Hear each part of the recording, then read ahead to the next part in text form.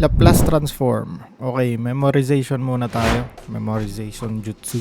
Sa next videos ko na i-explain kung ano yung Laplace transform. Mag-memorize tayo. So, gagawa tayo ng table. Tanggalin ko na tong memorization jutsu na nakasulat. Gawa tayo ng table. F of t dito. Palitan natin ng kulay. F of t, ang laki. F of t, tapos dito naman, F of s. Okay, so ang Laplace transform pala, itong Laplace transform, tina-transform niya yung time domain na equation mo sa space domain gamit ang integral. Yan ang integral ng 0 to infinity, hindi nyo makita, dito na lang. 0 to infinity, e raised to negative st, ito yung sinasabi kong s, tapos multiply niya sa f of t dt. So kung titignan nyo ito yung Laplace transform. Tra-transform niya ito, so ilalagay niya dito, tapos i-integrate niya. Yun yung nakikita na nakukuha natin dito sa f of s. Kunyari, di ba, ito ay 1, yung pinakasimpleng example. Kung 1 yan, pag nilagay mo yung 1 dito, ayan, tapos in-integrate mo ito, so bale integral 0 to infinity e raised to negative st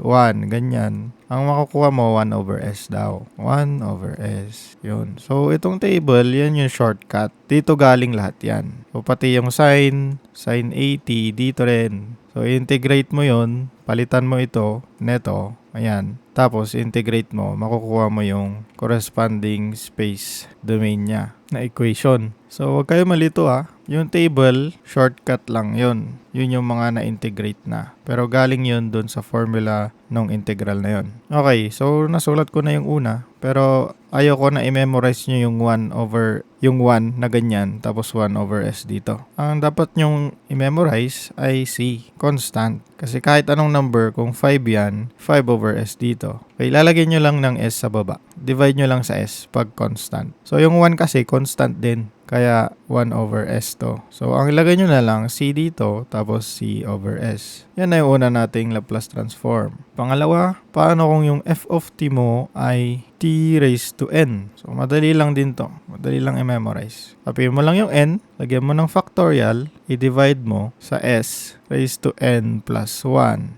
So, for example, kung t raised to 2 kunwari, t raised to 2, gagawin mo yan sa f of s dito. So, 2 factorial s raised to 3. Ganyan. So, ganito nyo na lang isulat kaagad. Huwag nyo nang ilagay na 2 plus 1. No? Mapapagod lang kayo. 3 na. 2, 3. Ganon. Tapos saka nyo i-factorial to. Yung factorial, ibig sabihin lang yan, i-multiply mo pababa. So, kunyari, kung 5 factorial, i-multiply mo yung 5, 4, 3, 2, 1. Pag-multiply mo yan. So, kung 2 factorial, edi i-multiply mo yung 2 tapos yung 1. 2 times 1. Edi 2 pa din. Diba? So, ang final answer dito, 2 over s raised to 3. Ganyan. Pero hindi muna tayo magsasolve ngayon. Kaya pakita ko lang kung paano i-memorize yung formula. Parang malaki masyado itong Malaki masyado yung sulat. Liitan ko lang. Wait. Okay, sunod. Paano kung yung f of t mo ay e raised to a t? Ganyan. Pag may nakita kayong yung s, gawin nyo lang s minus a. So itong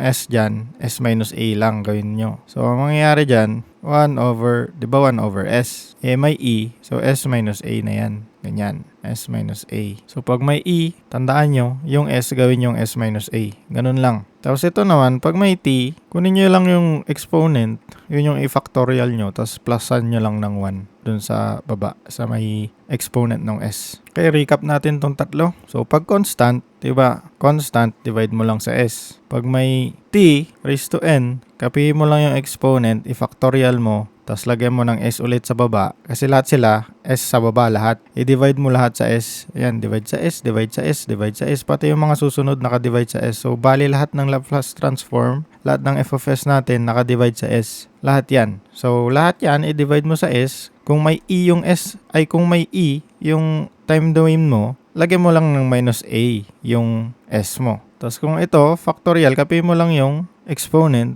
i-factorial mo, tapos plusan mo lang ng 1 dun sa baba. Pero naka-exponent yun Naka-exponent yung s sa baba. So habang dinadagdagan natin to, mas lalong nagkakaroon ng pattern.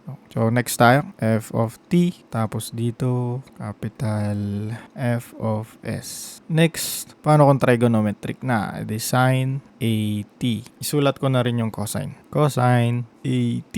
So, pwedeng i-memorize nyo yung asin, tapos S-cos. Ganyan, S-cos, tapos asin. Pero para di nyo makalimutan to, mahilig sa asin, si S-cos Stockley. Yung singer, yung rapper singer. Pag naaalala ko ang mga araw na magkasama tayong dalawa.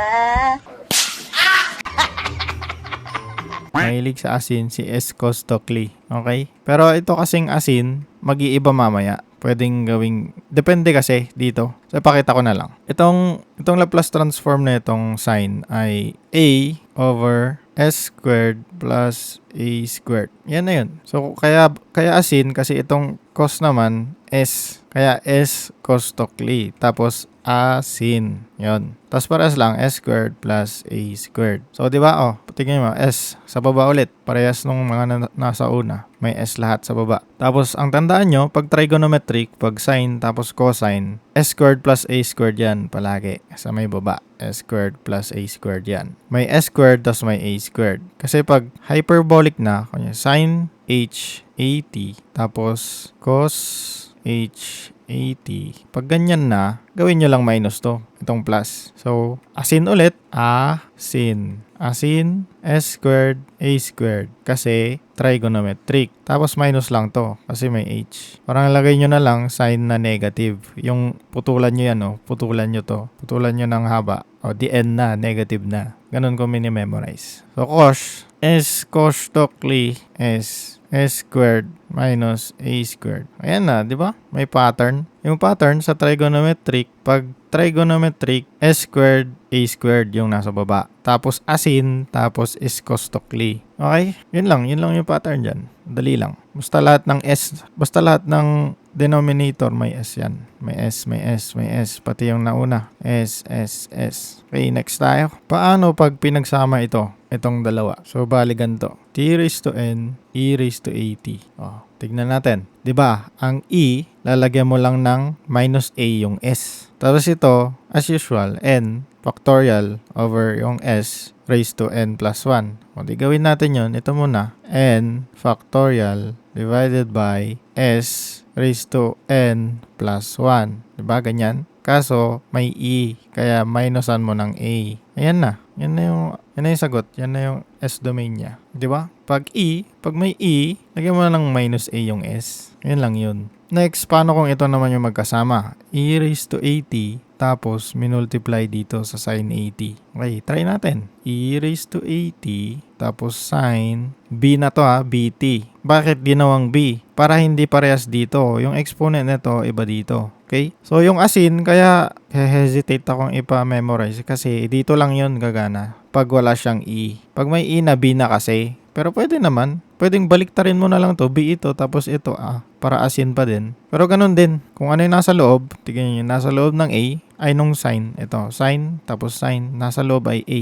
Yun yung nasa taas. Kaya asin. O ganun din dito. Nasa taas, yung nasa loob ng sign, i-divide nyo. O kakapihin nyo lang to. Parehas lang dito, di ba? Kaso, may E. Ibig sabihin, yung S mo dito, i-minus mo sa A pa. Ganun lang. So, B, S, minus A, tapos naka-squared, di ba? Tapos yan ay plus kasi wala siyang H plus. Tapos, B squared. Bakit B ulit? Kasi yung nasa loob ng sign ay B. Pag A yan, edi asin ulit. A dito. Ganun din pag cosine, E raised to AT, cosine BT. May E ulit, so yung S, palitan mo ng S minus A. Di ba yung cosine BT, S over S squared plus B squared. Ganyan yun, di ba? Kaso, may E ka. Kaya, minusan mo ng A, minusan mo ng A to. Ilipat mo yung squared, syempre. Yan, naka-squared. Yan na yun. Di ba? May pattern. Ito yung pattern. Yan. Hindi pala yan. Ito pala. Yan. So, kung may H na to, hyperbolic na, di gawin nyo lang tong minus. Minus lang to. Gawin natin para maipakita ko. Yun na yung last, yung dalawa. Ito, f of t, tapos f of s. Okay, anong gagamitin kulay? Ito na lang. E raised to AT sin hyperbolic BT. So, hyperbolic, so negative yung nasa baba. Tapos yung S, may minus A. Tapos sin, so yung nasa loob ng sin na angle. B divided by S minus A squared, tapos h yan. So, negative b squared. So, squared yung mga nasa baba pag trigonometric. Ganun din pag cosine. AT cos H BT. Diba? Is cos Stokely is cos S. Tapos S is squared minus kasi hyperbolic. Tapos B is squared. Yun na yung angle eh. Yun yung angle. So, yun yung ilalagay dito. Minus A. Kasi E. May E siya. So, ito rin minus A din. O, diba? Yung pattern niya, ganun pa din. Ang nag-iba lang yung angle. Ito, A yan. A ito. Doon, B ito. B rin to. Ganun din sa sign. B ito. B ito. B ito. Balik tayo doon. Tignan nyo yung sign. Ito. A. Diba? So, ganun lang. Mag-memorize ng Laplace transform. So, pag na-memorize nyo na to, madali lang, di ba? Sobrang dali. Kasi may pattern. Kaya madaling i-memorize. Pag na-memorize nyo na, hindi ibig sabihin alam nyo na. Kailangan mag-solve kayo. Pag nagsosolve kayo, mas lalo nyong mamemorize kasi ginagamit nyo na. Ito, pag binasa nyo lang, tinignan nyo lang yung pattern kaya nung ginawa natin ngayon, pwede nyo makalimutan kasi hindi nyo alam kung paano gamitin. Pero pag alam nyo kung paano i-memorize, tapos alam nyo pa kung paano gamitin, ay kahit anong iba to ng teacher nyo, masasagutan nyo. Kaya after nyo gawin ito sa papel, gawin nyo to Lahat itong nilagay natin, gawin nyo sa papel. Gawa din kayo ng table nyo. Gawin nyo yon paulit-ulit ng 3 beses siguro. Mabilis lang naman madali lang. Pagkatapos nun, mag-solve kayo ng problems na 10. Tapos yun, pwede na kayo mag-quiz. Kayang-kaya nyo na yun. Ganun lang, mag-memorize ng Laplace transform. So, tip ko, pag nag-memorize kayo, kung hindi talaga kaya ng intindi, kasi itong Laplace transform, di ba? F of t, i-integrate natin from 0 to infinity. So, isa-isa to, i-integrate natin. Ito. So, matagal yun. Yun yung parang derivation form niya. Ibig sabihin, mapipilitan talaga tayo mag-memorize. Kaya, memorization yung tinuro ko sa inyo dito. Kahit ayaw ko mag-memorize. No choice tayo. Kaya, tinignan na lang natin yung pattern. So, may pattern to, may pattern yan, may pattern to. So, ang pinaka-basic sa Laplace transform, pinaka-basic na i-memorize nyo ay yung constant. Madali lang yan. Lahat naman divided by S So, yung C, divide mo lang sa S. Tapos ito, yung T, isa rin yan. Fundamental din yan. Tapos yung E, tapos yung sine at cosine. Kahit yun lang. Tapos tandaan nyo na lang na pag may H, edi negative yung nasa baba. Kasi pag may E, edi gawin mo lang lagyan mo lang ng minus A yung S. Ganun. Tapos tingnan mo lang yung angle sa loob. Kasi yun yung ilalagay mo dito. At kung A yun, dito sa taas. Papalitan mo lang yung asin. Okay? Yan lang naman. Next video, explain ko na yung Laplace transform. Tapos next nun, problems. Yun lang. I-share nyo gamit yung pagtuturo. Okay? Turuan nyo sila. Mag-video call kayo or face-to-face or mag-group study kayo. Tapos magturuan kayo ng Laplace transform. Gawa tayo ng table, sabi nyo. Tapos tig-isa kayo. Tig-isa kayong ganyan. Tapos check nyo. Tapos ulit-ulitin nyo lang hanggang sa alam nyo na. So magtulungan kayo. Yun lang. Thank you. Memento mori.